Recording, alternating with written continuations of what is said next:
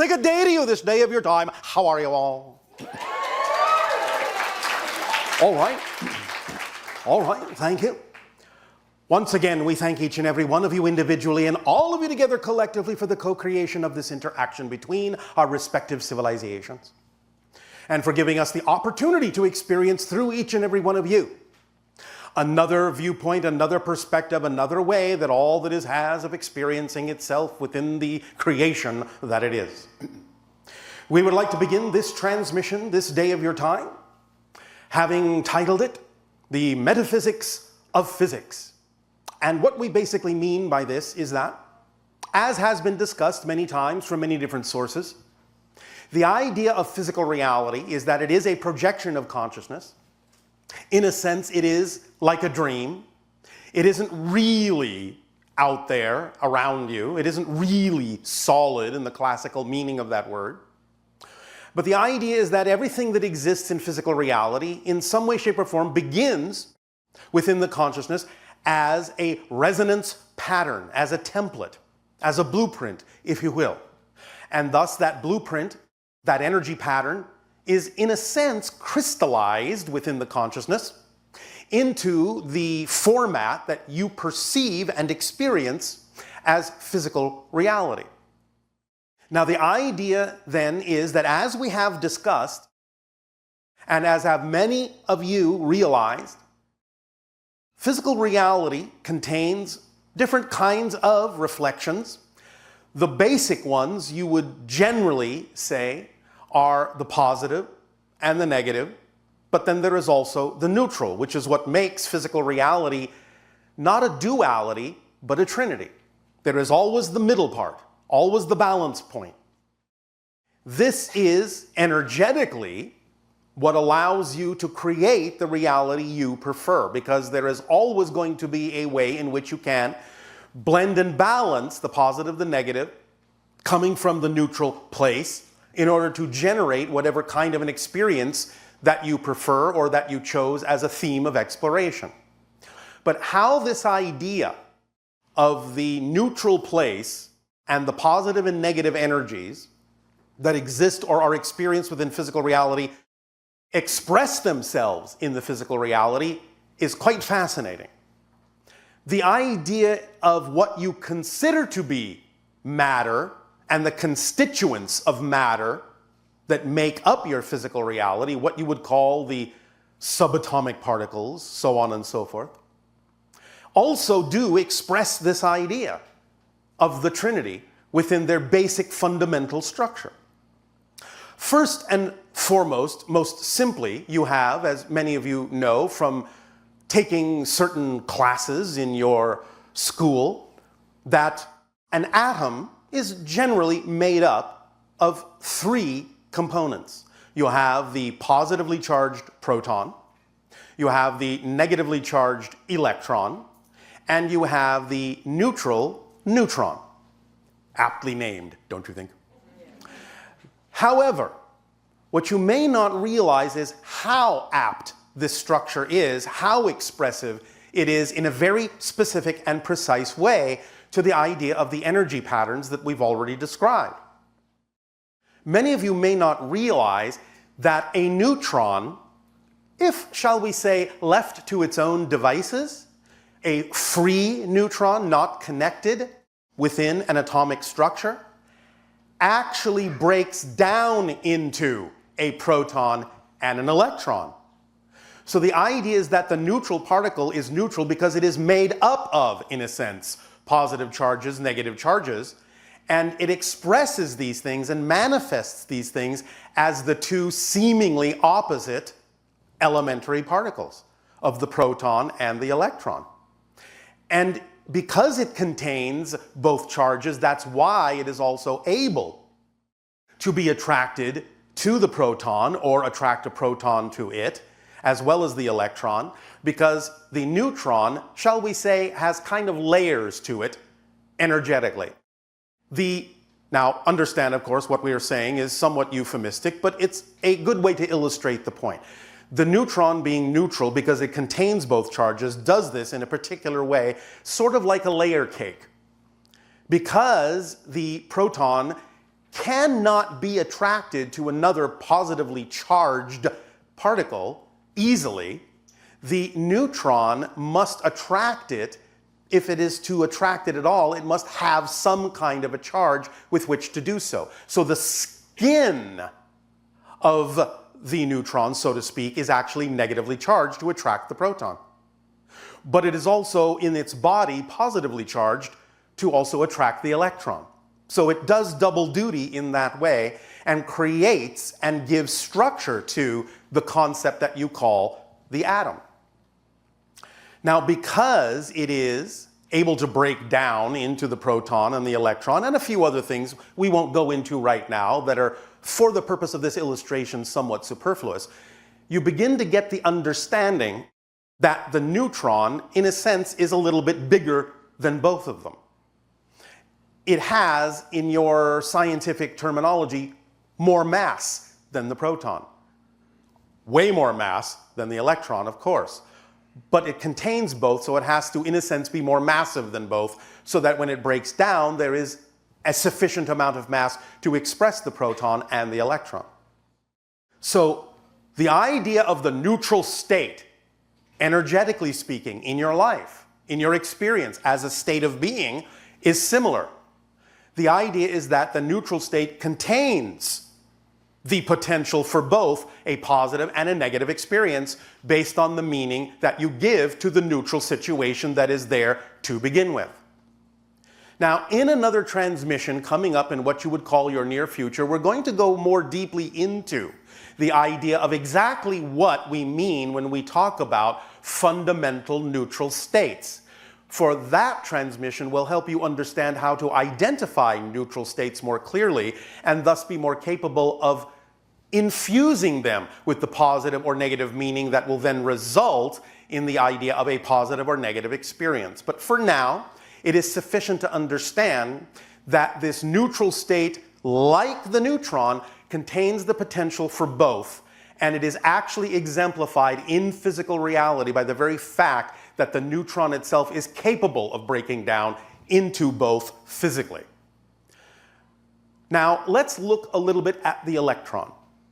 The electron is representative of the idea of the negative energy, and of course, when we talk about it as an energetic state, we're simply talking about the idea of that which is disconnective, dissociative, segregative, so to speak, whereas when we talk about the positive energy, we're talking about things that are integrative, expansive, connective, so to speak, as a mechanism. But also what's associated with the negative energy that we have discussed many times with many of you are the idea of negative beliefs. As we have said, belief systems, both positive and negative, must do something to perpetuate themselves because they're not really real.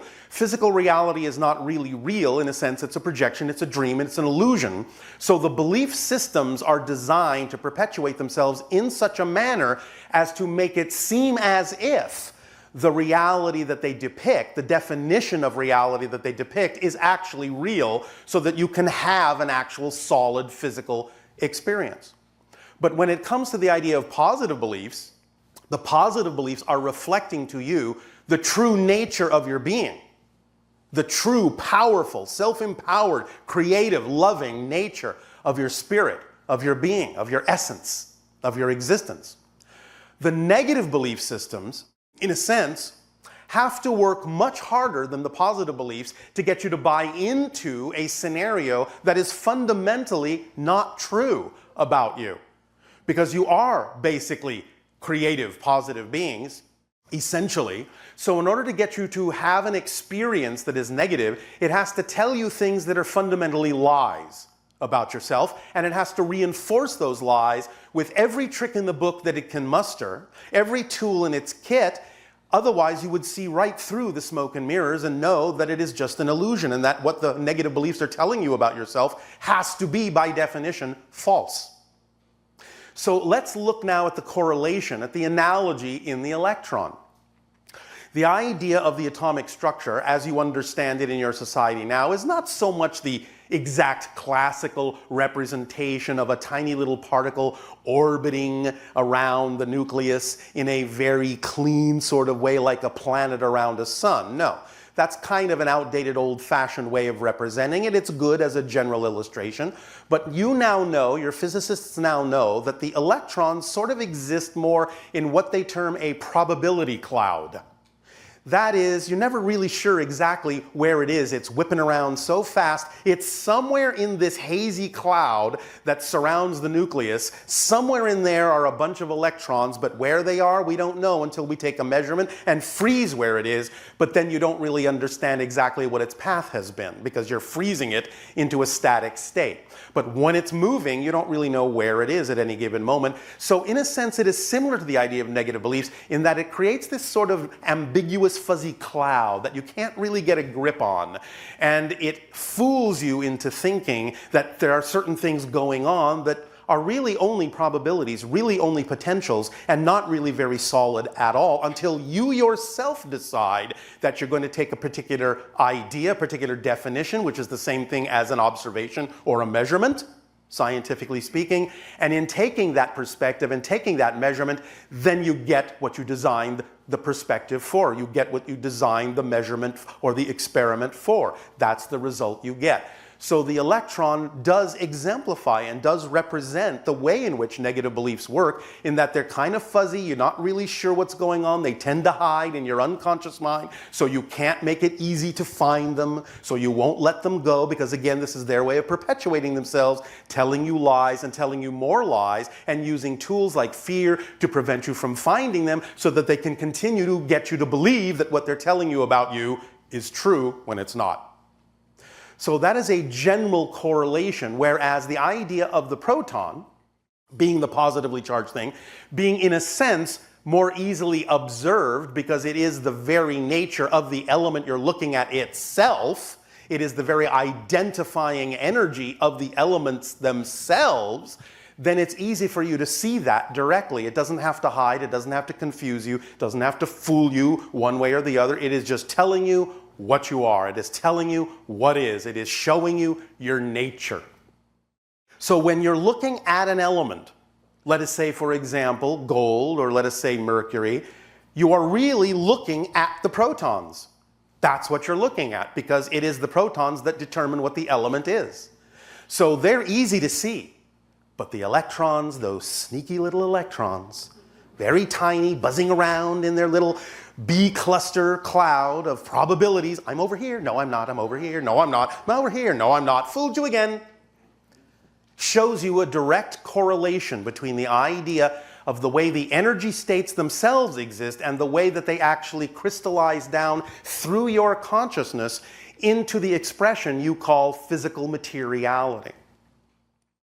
The trinary idea extends itself further because, as your scientists have discovered, or as they have created for themselves to perceive, even the idea of some of the so-called subatomic particles like the proton have other particles within them that you have called quarks. And those quarks generally also come in threes, which again shows you the trinity aspect of the existence of that energy. Again, the duality and the neutral place in between. This does not have to be completely absorbed at this time in this way. You don't necessarily have to have any kind of a physics degree to absorb and understand this. It is simply something for your consciousness to look at with curiosity, let it sink in, and let the idea of the energy states and the structures that they appear to create that you call physical reality have a lot to do with each other, are really just different expressions of the same thing. They're just different expressions of the state of being that is existence itself, expressing itself on all levels as that trinity. The only level on which such trinities don't exist or dualities exist is what we would call the one. That is the homogeneous one state where there is no differentiation whatsoever, but because there is no differentiation, there is also no experience, no awareness. It takes the all that is to be aware of itself. It's the first reflection to itself that there is the appearance of an other that creates that idea that starts splitting into the, well, there is this, and there is that, and there is this relationship in the middle. So really, the neutron and the neutral state that give rise to the experience of the positive and negative sides, the proton, the electron. The neutron itself and the neutral state is actually more precisely the reality that you call reality.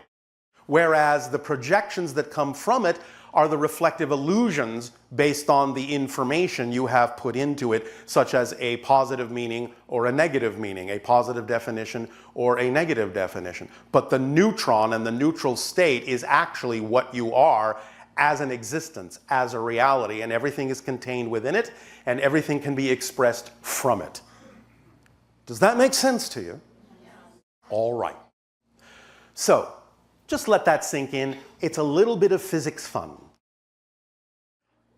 At this time, in return for the gift that you have given us in allowing us to experience each and every one of you, I ask now, how may we be of service to you? You may begin, if you wish, with your questions and dialogue. Distance, mastery, within the music, mastery, within the sight and sounds of all that you experience in your life, mastery.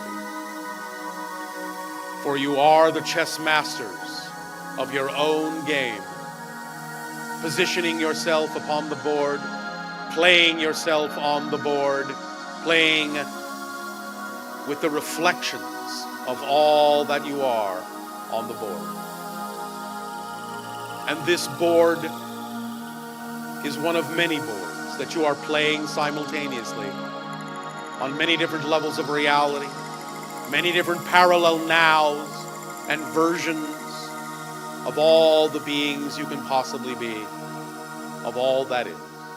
Gaze upon the central core and allow it to rewire, reorganize, re-energize your frequency so that you begin to rise above all the things that are no longer the vibration of your preference. You will always know they are there. You will always be aware of them. For as you expand, you can only know more of all that is, not less. And all that is all that is. Light and dark, positive and negative, yin and yang. And it will all be there always for you as a choice.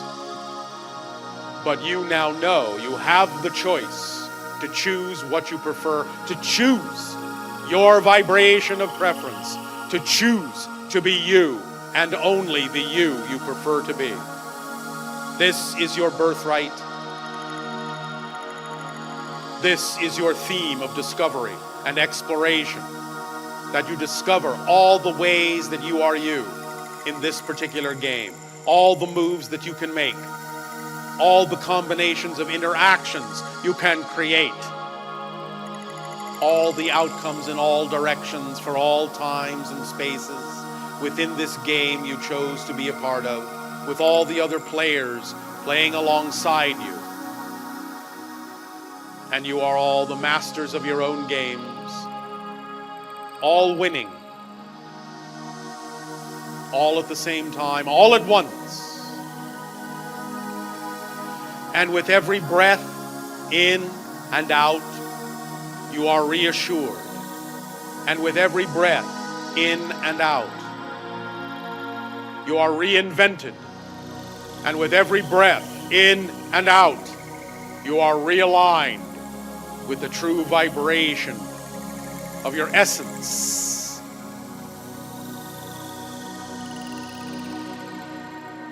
Breathe deeply, softly, gently. Make it your own. Choose who you prefer to be. And act from that vibration in all things in life. And know that you will know what you need to know when you need to know it. Let go of old definitions. Let go of old games. Let go of old ideas that are no longer relevant for the rules by which you are now playing. New rules of a cosmic game where the pieces are planetary, stellar, galactic, for you stretch to the ends of creation. And yet, all things are right here, right now, right within you, for all time and timelessness, the eternal now, the eternal here, the infinite here, the infinite now, the infinite you, focused in one space, one instant, one moment of existence, and experienced from all the different possible perspectives that are relevant for your theme of exploration. You are multidimensional beings. Revel, rejoice, and celebrate in your beauty, your creativity, your uniqueness, and be the refreshing cascade of energetic waterfalls that washes through you and washes out all the things that do not belong to your vibration anymore.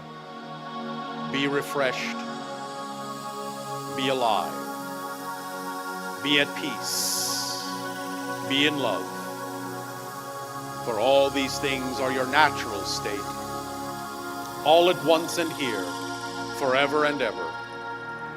Now, now, now. Take a deep breath in and let it out, like the waves upon the shore. Take a deep breath in and let it out, like the winds upon the sand. Take a deep breath in and hold it, and hold it, and hold it. And let it out like the sigh of your heart when it has come home. For here and now is your home. Be at peace. Be at one. Be forever you, the true you, in love and light, in gratitude. And allow all reflections to serve you. Allow all definitions to support you. Allow your life to work, for it already does. You just need to be yourselves to see that that is so.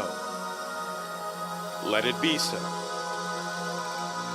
And as you now begin to feel yourselves dissolve into the matrix of the holotope before you and become one with the lines of light and love, geometry, formlessness, expansiveness, and focus, crystal clarity, allow yourselves to know that you are no longer the you that was here a moment ago. You are truly born a new you.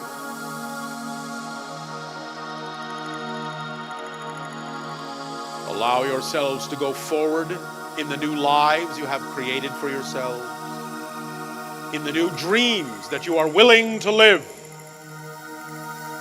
in the new you you are willing to be. And fear not the unknown, for nothing you will ever discover will be anything but more of who and what you truly are, more of the aspect of all that is you were created to be. Rejoice, celebrate, and be at peace. Drift now freely.